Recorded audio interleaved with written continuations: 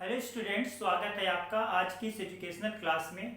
आज subject chemistry class 12 chapter biomolecules के अंतर्गत हमारा टॉपिक है एंजाइम्स एंड विटामिन्स। बच्चों, सबसे पहले हम डिस्कस करेंगे एंजाइम्स क्या होते हैं। तो एंजाइम को बायोकैटलिस्ट भी कहते हैं, जो कि लिविंग ऑब्जेक्ट में या लिविंग बॉडी में बहुत तरीके के फंक्शन को परफॉर्म करने में मददगार होती है। तो इसको अगर हम डिफाइन करें तो लिखेंगे कि enzymes are biocatalyst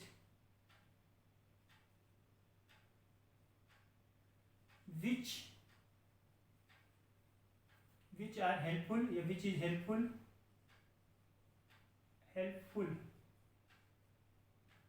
in performing several chemical reactions in living body।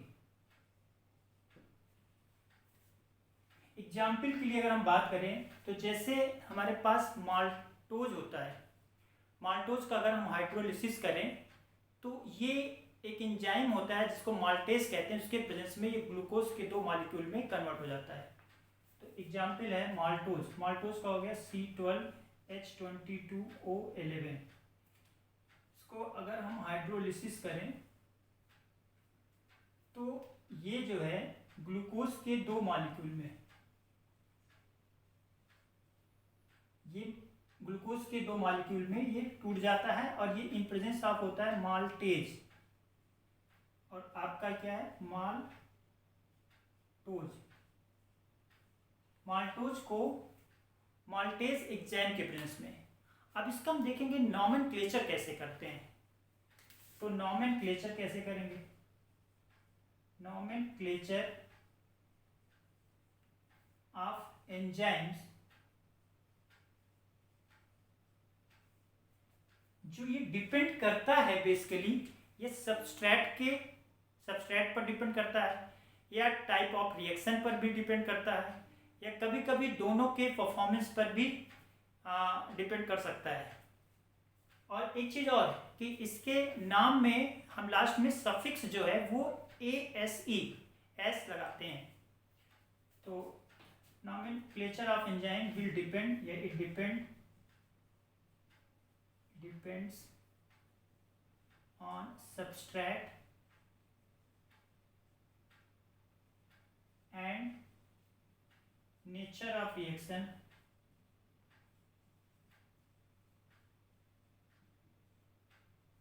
are both। जैसे कि देखिए यहाँ पर जो सबस्ट्रेट है, ये सबस्ट्रेट जो था हमारा, तो ये सबस्ट्रेट हमारा था माल्टोज। तो इसलिए एंजाइम का नाम हो गया माल्ट। वर्ड हमने यहाँ से ले लिया और यहाँ सोच। वैसे एक और एग्जाम्पल अगर दें, जैसे सुक्रोज होता है, हाइड्रोलिसिस ऑफ सुक्रोज अगर हम देखें, सुक्रोज, तो सुक्रोज का हाइड्रोलिसिस करेंगे तो C12H22O11 वाटर के प्रेजेंस में हाइड्रोलिसिस करते हैं। अब ये हाइड्रोलिसिस प्रेजेंस होती है, ये क्या है आपका? सुक्रोज। तो एंजाइम यूज करते हैं सुक्रेज, एज वर्ड लगाते हैं। तो ये बनता है ग्लूकोज C6H12O6, ग्लूकोज बनता है एक मॉलिक्यूल, और एक मॉलिक्यूल आपका फ्रक्टोज बनता है। प्यारे बच्चों, अगर ये रिएक्शन एसिड कैटलिस्ट के प्रेजेंस में हो तो इसमें जो हमें एक्टिवेशन एनर्जी की जरूरत पड़ेगी वो एक्टिवेशन एनर्जी लगभग हमारी होती 6.2 किलो जूल मोल इनवर्स। और अगर ये एंजाइम कैटलिस्ट के प्रेजेंस में हो तो इसमें एक्टिवेशन एनर्जी 2.15 किलो जूल लगेगी। तो पहला तो हम ये कर दें कि एंजाइम जो होते हैं, enzymes will reduce amount of activation energy, तो एक्टिवेशन एनर्जी को ये घटाने का काम करता है। यानी जो हाइड्रोलिसिस ऑफ सुक्रोज है, हाइड्रोलिसिस ऑफ सुक्रोज है, ये अगर in presence of acid catalyst में हो, एसिड कैटलिस्ट के प्रेजेंस में हो, तो हमको जो होगी ये चाहिए लगभग 6.22 kilo joule mole inverse energy चाहिए एसिड कैटलिस्ट के प्रेजेंस में।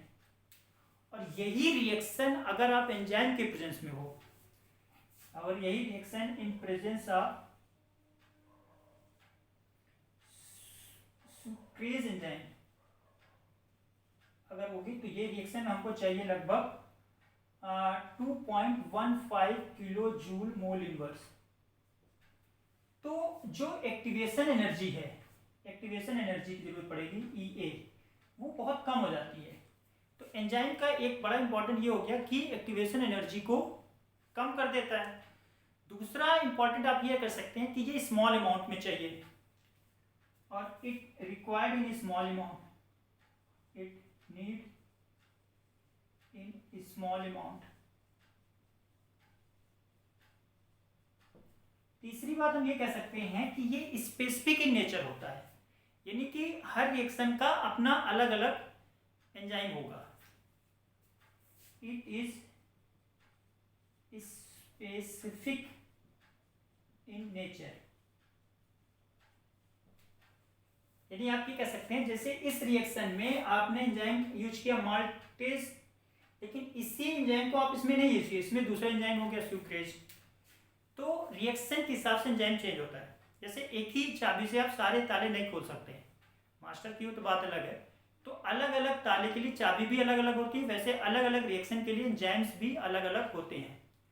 अच्छा, अगर मान लीजिए कि एक रिएक्शन में 2 सबस्ट्रेट हैं, ठीक, और उसमें एक में ऑक्सीडेशन हो रहा है और दूसरे में रिडक्शन हो रहा है, तो उसका नामकरण आप कुछ कैसे ऐसे कर सकते हैं कि ऑक्साइडो हो रहा है और रिडक्शन को रिडक्ट, और फिर लास्ट में एज वर्ड लगा दें, तो पूरा नाम होगा ऑक्साइडो रिडक्टेज। तो इसको मैं थोड़ा सा ये बता दूं आपको कि मान लीजिए कि A और B मिलके 2 सबस्ट्रेट हैं, ये आपको प्रोडक्ट दे रहे हैं। तो यहाँ पर जो हम लोग A है वो एक सबस्ट्रेट है, सबस्ट्रेट, और ये भी सबस्ट्रेट है। A में मान लीजिए आपका ऑक्सीडेशन हो रहा है, अब B में हो रहा है रिडक्शन हो रहा है। तो रिएक्शन के आधार पर हम इस एंजाइम को जहां पर लिखेंगे वो हो जाएगा ऑक्साइडो एक हिसाब से, और रिडक्ट, ठीक है, और लास्ट में एज। तो ऑक्साइडो रिडक्टेज एंजाइम यहां पर यूज कर सकते हैं। तो नामकरण में कुछ ऐसा है बच्चों कि या जो सबस्ट्रेट का नाम है उसी में एज सफिक्स जोड़ दें। अच्छा, इसमें सफिक्स याद रखेंगे, एंजाइम का जो सफिक्स होगा, एंजाइम सफिक्स, सफिक्स हम लोग लास्ट में लगाते हैं एस, ASE, तो एस सफिक्स लगाते हैं। जैसे यहाँ पर माल्टोस में माल्ट में एस लगा दिए, यहाँ सुक्रोज में ये सुक्रोज में एस लगा दिए। अगर रिएक्शन में हमें एक में ऑक्सीडेशन हो रहा है, रिडक्शन हो रहा है, तो दोनों में जोड़ करके एस लगा दिए। बच्चों, एंजाइम्स का इम्पोर्टेंस है क्योंकि ये बॉडी में बहुत से मेटाबॉलिक फंक्शन को परफॉर्म करता है, और लिविंग ऑब्जेक्ट को में जो केमिकल रिएक्शन होती हैं अलग अलग तरह के, उसको परफॉर्म करने के लिए जरूरी होता है। अब हम लोग डिस्कस, अच्छा, एंजाइम का एक चीज़ और डिस्कस कर सकते हैं कि इसका मैकेनिज्म क्या है। तो पहले आप इसको देख लीजिए, इसके मैकेनिज्म आप एंजाइम्स की हम बात करेंगे। तो मैं यही थोड़ा सा लिख दे रहा हूं। अगर इसका मैकेनिज्म बात करें, मैकेनिज्म, तो 2 स्टेप में मैकेनिज्म इसका होगा। पहले क्या करेगा कि एंजाइम जो होगा वो सबस्ट्रेट से रिएक्ट करेगा, तो ES बना लेगा इंटरमीडिएट, ये इंटरमीडिएट बनाएगा, इंटरमीडिएट, इंटरमीडिएट, एंजाइम सब्सट्रेट से रिएक्ट करके इंटरमीडिएट बनाएगा। ये स्टेप 1 हो जाएगा, स्टेप 1। स्टेप 2 में प्यारे बच्चों इसी इंटरमीडिएट को तोड़ करके हम प्रोडक्ट बना लेंगे। इसको मैं इधर लिख दे रहा हूं कि ये जो आपका सब्सट्रेट है ES, यही टूट करके प्रोडक्ट बनेगा और एंजाइम आपका अलग हो जाएगा। तो 2 स्टेप पे कर सकते हैं। पहले एंजाइम जो है वो आपका सब्सट्रेट या रिएक्टेंट से रिएक्ट करके एक इंटरमीडिएट बनाएगा, फिर इंटरमीडिएट टूट करके प्रोडक्ट देगा और एंजाइम रिलीज हो जाएगा। अब हम लोग डिस्कस करेंगे नेक्स्ट टॉपिक जो हमारा है वो है विटामिन्स। विटामिन्स क्या होते हैं उसके बारे में डिस्कस करेंगे। पहले आप इस पर एक बार लिख लीजिए। चलिए, तो हमारा अगला है विटामिन्स।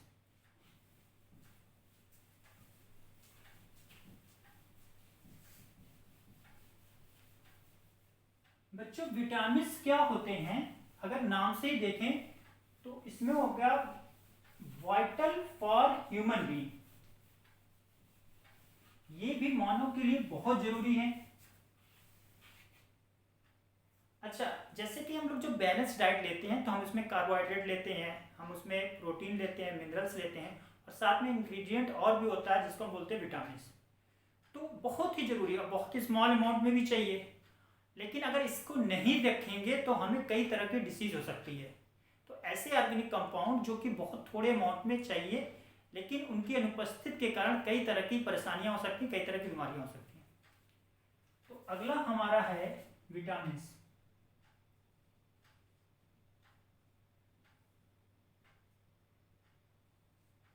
ये हो गया vital for human being,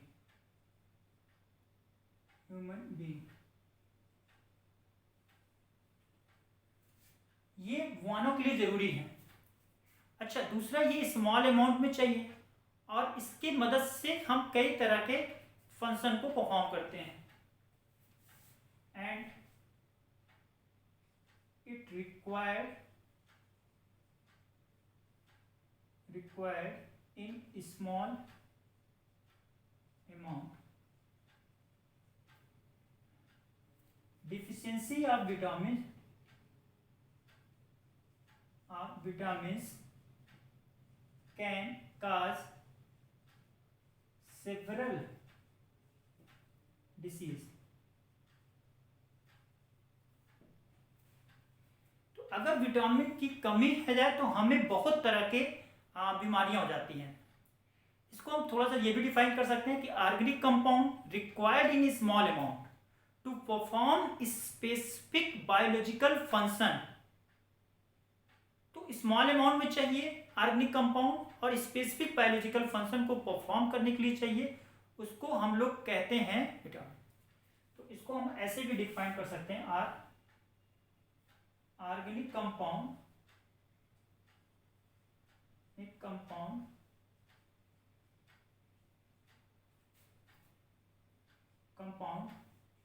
required in small amount to perform various specific biological function in body।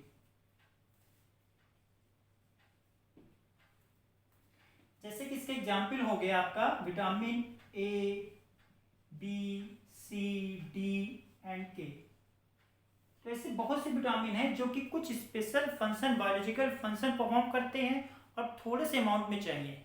लेकिन अगर इनकी उपस्थित रहेगी, अगर ये नहीं प्रेजेंट रहेंगे तो फिर कई तरह की बीमारियों का कारण बन सकती हैं, बहुत सी बीमारियां इससे हो सकती हैं। अच्छा, क्लासिफिकेशन ऑफ विटामिन करते हैं। क्लासिफिकेशन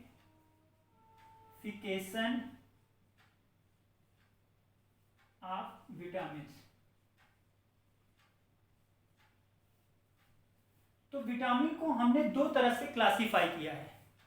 एक है हमारा वाटर सॉल्युबल और एक है फैट सॉल्युबल। तो दो तरह के विटामिन बताए गए, एक वाटर सॉल्युबल जो कि वाटर में इजीली डिजॉल्व हो जाए, और फैट सॉल्युबल किसमें होगा, फैट में। तो पहले लिखते हैं वाटर सॉल्युबल विटामिन, ये इंपॉर्टेंट है, एग्जाम में पूछा गया है।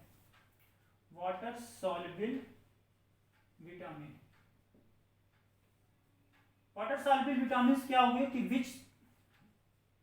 विच डिजॉल्व इन वाटर इजली, जो वाटर में इजली डिजॉल्व हो जाए। एग्जाम्पल के लिए हम याद करेंगे विटामिन बी एंड सी। तो बी और सी हम इसको वाटर सॉल्युबल विटामिन है। अच्छा, कोड याद रखेंगे, इसको कोड में याद कर सकते हैं, कोड में याद कर सकते हैं WBC। तो वाटर सॉल्युबल, W मीन्स हो गया वाटर, सॉल्युबल विटामिन क्या है, बी और सी। जैसे बच्चों आपको पता है कि बॉडी में दो तरह के ब्लड सेल्स होते हैं, RBC और WBC। तो WBC क्या होते हैं, हमारे रोगों से लड़ने की ताकत प्रदान करते हैं हमें। तो WBC से हम याद कर सकते हैं, W means water soluble vitamin क्या है, बी और सी। ऐसे ही अगर हम लिखें fat soluble vitamin, fat soluble vitamin, तो those vitamins which are soluble in fat,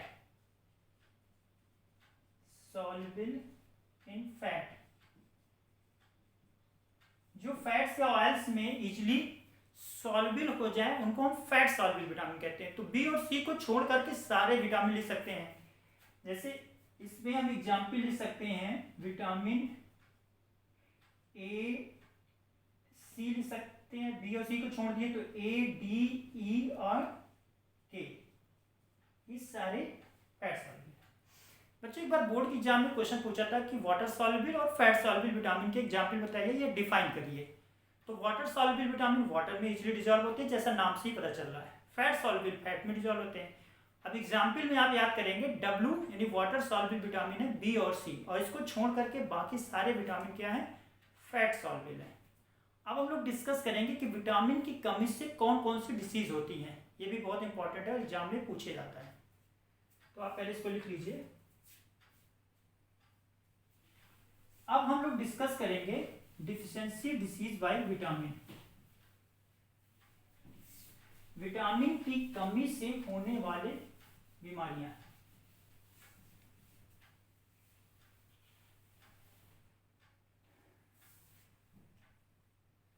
deficiency disease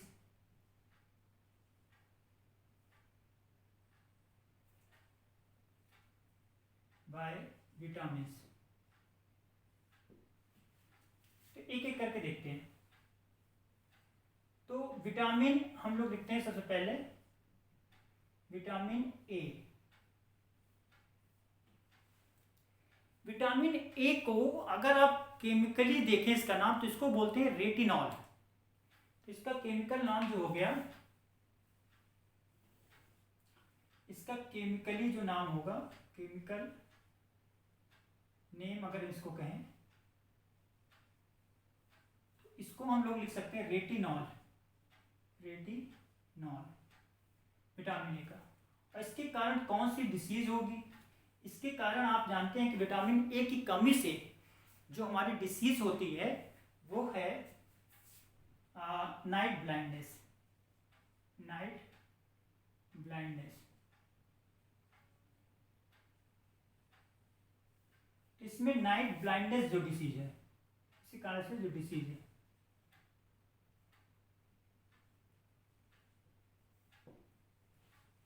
तो इसमें से होने वाली जो बीमारियां हैं, तो इसके होने वाली जो बीमारियां हैं उसको हम लोग क्या बोलते हैं, नाइट ब्लाइंडनेस डिसीज। अच्छा, विटामिन इसी तरह से अगर आप बी देखें तो बी में ग्रुप ऑफ विटामिन हैं, जिसमें B1 है, B2 है, B6 है और B12 है। तो एक एक विटामिन को देखेंगे। तो विटामिन B1 जो है इसका केमिकल नाम है थायामीन, और ये इसके कारण जो बीमारी होती है उसको बेरी बेरी। अच्छा, विटामिन बी जो ए जो पाया जाता है, ये किसमें पाया जाता है?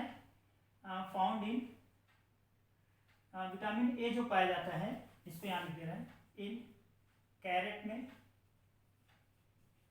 कैरेट गाजर है, मिल्क हो सकता है, ठीक है, स्वीट पोटैटो में भी पाया जा सकता है।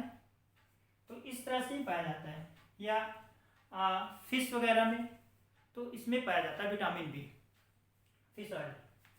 विटामिन, ये एक ही बात की हमने, अब करना है विटामिन बी। विटामिन बी में 4 तरह के विटामिन हम लोग डिस्कस करेंगे। तो पहला है इसमें B1, पहला हम लोग डिस्कस कर रहे हैं विटामिन B1। अच्छा, B1 का जो केमिकल नेम है वो है आपका थायोमीन।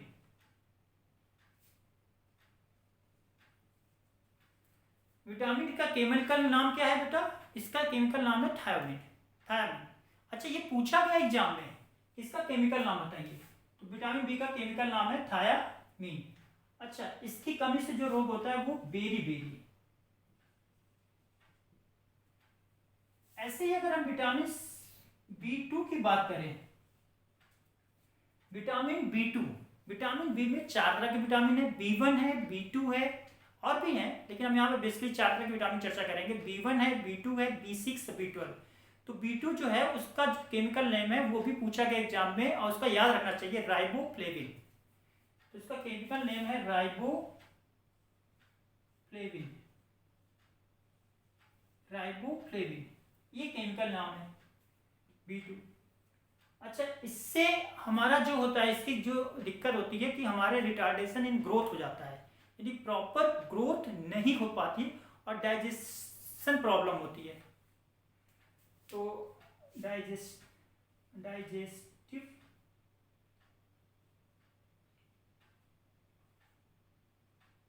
डिसऑर्डर होता है,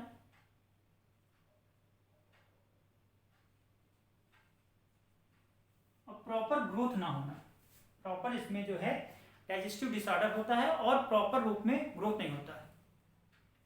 किलियोसिस का भी कह सकते हैं बीमारी, प्रॉपर रूप में डाइजेशन प्रॉब्लम जो है वो रहती है। अच्छा, अब हम लोग चर्चा कर रहे हैं विटामिन जो है वो B6 के बारे में। विटामिन B6 बहुत इंपॉर्टेंट है, इसका नाम, केमिकल नाम पूछा गया है, तो इसका केमिकल नाम आप याद रखिएगा, पायरिडॉक्सिन। केमिकल नाम इसका है पायरिडॉक्सिन। इसकी कमी से जो डिसीज होती है वो कन्वल्सन। इसी तरह विटामिन B12 होता है, विटामिन B12 जो होता है उसका हमारा जो नाम है वो है साइनोकोबाल। यही एक विटामिन ऐसा है जो कि जिसमें इसका नाम हम लोग याद कर लेंगे, साइनोकोबालियन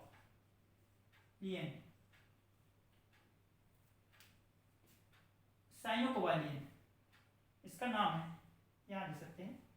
अच्छा, इसके ये ज़्यादातर प्रॉपरली पाया जाता है, फाउंड किसमें पाया जाता है? ज़्यादातर मीट में पाया जाता है, नॉन वेजिटेरियन विटामिन है। अच्छा, इसमें जो एलिमेंट है वो कोबाल्ट रहता है। इसकी कमी से डिसीज होती है, एनीमिया की प्रॉब्लम होती है, एनीमिया जो होता है ब्लड की जो है RBC डिफिशिएंसी हो जाती है। तो इसकी कमी से जो प्रॉब्लम होती है वो RBC डिफिशिएंसी, RBC की कमी होती है।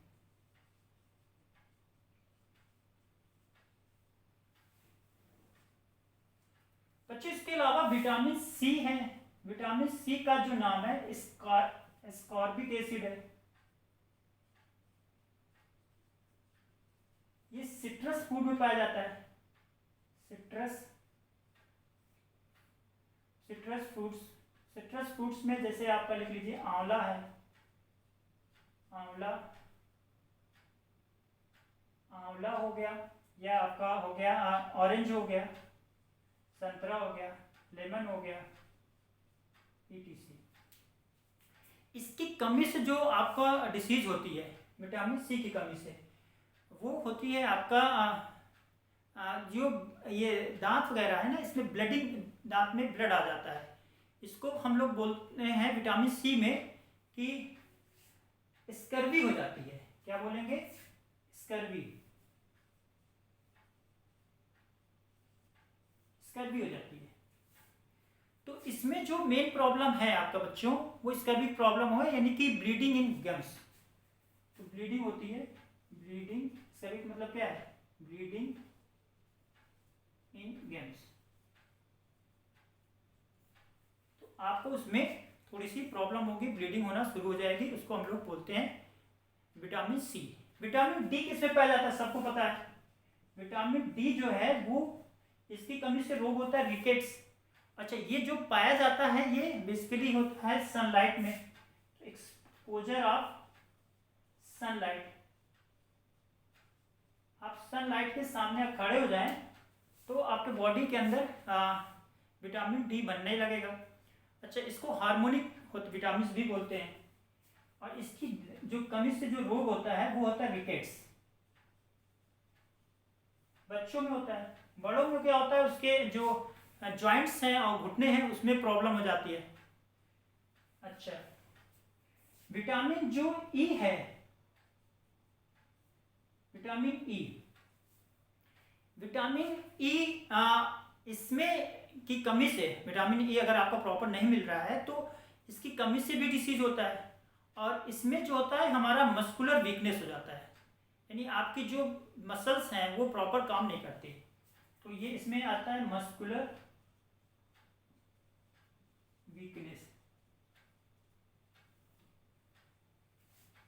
ये वेजिटेबल ऑयल्स में पाया जाता है, वेजिटेबल ऑयल्स में बेसिकली रहता है। और एक है लास्ट में आपको कहूंगा विटामिन के। विटामिन के की कमी से जो रोग होता है वो इंक्रीज ब्लड क्लॉटिंग टाइम, यानी कि जो ब्लड क्लॉटिंग होती है, जैसे कभी कभी खून बहने लगा तो अचानक वो बंद ही नहीं हो रहा है, बहुत टाइम लग रहा है, तो इंक्रीज ब्लड क्लॉटिंग टाइम, ज्यादा देर तक होता है ब्लड क्लॉटिंग। अच्छा, ये हमारा ज्यादातर जो विटामिन के होता है वो ग्रीन लीफ में, वेजिटेबल्स में पाया जाता है। तो ग्रीन वेजिटेबल्स में। बच्चों, ज्यादातर जो विटामिन के सोर्स हैं ये आपके मिल्क हैं, ग्रीन वेजिटेबल्स हो गए, या आप नॉन वेजिटेरियन में कहेंगे तो मीट हो गया, जिसमें आपका हो गया एग हो गया, ठीक है। तो इस तरह फिश हो गया, मीट हो गया, तो इसकी तरह से विटामिन के सोर्स हम जनरल कह सकते हैं। बच्चों, आज का लेक्चर आपको कैसा लगा इसके बारे में जरूर बताएं। हाँ, अगर आपके कोई सुझाव है कमेंट से तो वो भी आप सुझाव हो कुछ बताना चाह रहे हैं तो कमेंट्स के माध्यम से लिखें। आज हम लोगों ने जो डिस्कस किया मेन बातें वो डिस्कस की कि एंजाइम्स क्या होते हैं। एंजाइम्स बायोकैटलिस्ट हैं जिनकी मदद से बॉडी के अंदर, लिविंग बॉडी के अंदर बहुत से जो मेटाबॉलिक फंक्शंस होते हैं, बहुत से केमिकल रिएक्शन होती हैं वो परफॉर्म होती हैं। एंजाइम के नामकरण में हम लोग देखें कि जो सबस्ट्रेट के नाम है उसमें हम एस लगा दें, या कभी रिएक्शन के नाम में भी हम एस वर्ड लगाकर बनाते हैं। जैसे कि अगर माल्टोज का हाइड्रोलिसिस करते तो माल्टेज बना, सुक्रोज का हाइड्रोलिसिस करते तो सुक्रेज बना। एक अगर दो सबस्ट्रेट है, एक में हमने देखा था कि एक का ऑक्सीडेशन हो रहा है, एक का रिडक्शन, तो ऑक्साइडो रिडक्टेज बन गई, लिख दिया हमने। फिर ये स्मॉल अमाउंट में चाहिए और ये स्पेसिफिक फंक्शन को परफॉर्म करते हैं, स्पेसिफिक रिएक्शन के लिए अलग अलग एंजाइम होते हैं, यानी कि एक ही एंजाइम्स को हम सभी रिएक्शन में यूज नहीं कर सकते। एंजाइम्स का जो इस्तेमाल करने से आपकी जो एक्टिवेशन एनर्जी है वो कम हो जाती है। फिर हमने पढ़ा विटामिन क्या होते हैं। विटामिन ऐसे ऑर्गेनिक कंपाउंड्स होते हैं जो कि थोड़े अमाउंट में चाहिए और बॉडी के अंदर बहुत सी स्पेशल फंक्शन को परफॉर्म करते हैं, और ये वाइटल फॉर ह्यूमन बीइंग होते हैं। अगर ये विटामिन ना हो तो शरीर में कई तरह की डिसीज हो सकती है। ये दो तरह के होते हैं, एक वाटर सॉल्युबल और एक होता है fat soluble. Water soluble vitamin वो होते हैं जो वाटर में इजीली डिजॉल्व हो जाते हैं। इसको याद करने का तरीका क्या है? WBC। W मतलब वाटर सॉल्युबल विटामिन हो गया, B और C, और जो वाटर सॉल्युबल नहीं वो सारे क्या होंगे? Fat soluble vitamin. Fat soluble vitamin में आपका आ गया A, D, E और K। अब ये विटामिन क्या है, इनके सोर्स क्या है, इनके डिसीजेस क्या होती हैं, और कुछ विटामिन के केमिकल नेम। तो आपने कुछ देखा, जैसे विटामिन ए। विटामिन ए आपका ज़्यादातर गाजर में पाया जाता है, ठीक है, स्वीट पोटैटो में होता है, मिल्क तो रहता है, मिल्क में ऑलमोस्ट सभी लगभग विटामिन रहते हैं। और इसकी कमी से जो होता है नाइट ब्लाइंडनेस होता है। बी में कॉम्प्लेक्स विटामिन है जिसमें कई तरह के विटामिन पाए जाते हैं, B1 है, B2 है, ठीक है, B3 भी पाया जाता है, ऐसा नहीं, B4, B6, B12। तो B1 की कमी से जो हमारा डिसीज होता है बेरी, B2 जो होता है, B2 की कमी से हमारा जो ये B2 है, इसमें इसका केमिकल नाम जरूर याद रखना है, इसका थायमिन है, ये आपका राइबोफ्लेविन है, डाइजेस्टिव डिसऑर्डर होता है। B6 में पायराडॉक्सिन होता है, इसका केमिकल नेम, और इसकी कमी से कन्वर्सन हो जाता है।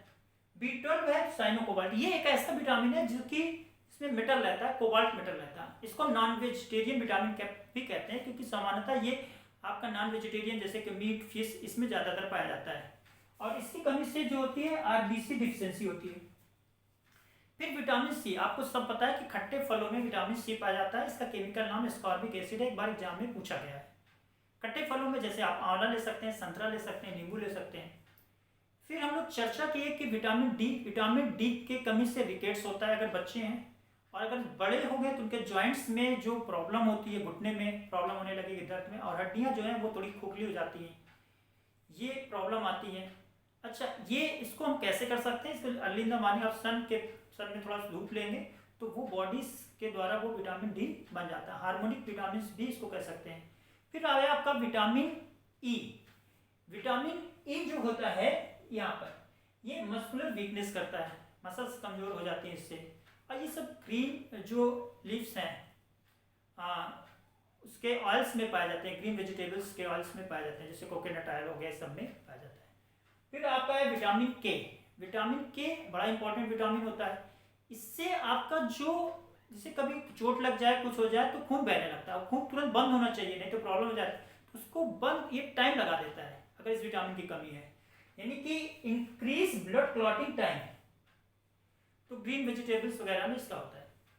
बच्चों, आपको जो एग्जाम में क्वेश्चन पूछे जाएंगे वो आपको मेनता याद रखना है कि कौन से विटामिन की कमी से कौन से डिसीज होते हैं, और कभी कभी इनके कुछ सोर्स भी पूछ सकते हैं, लेकिन सबसे इंपॉर्टेंट इनके केमिकल नेम भी याद रखने हैं।